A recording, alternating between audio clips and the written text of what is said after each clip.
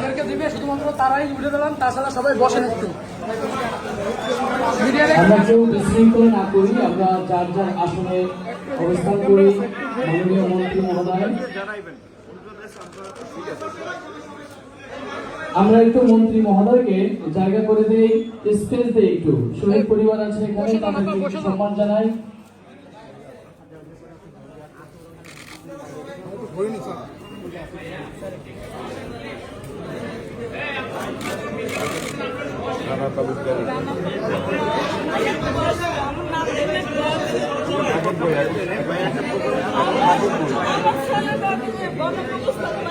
আমরা সবাই একটু বসি, আমরা সবাই বসি।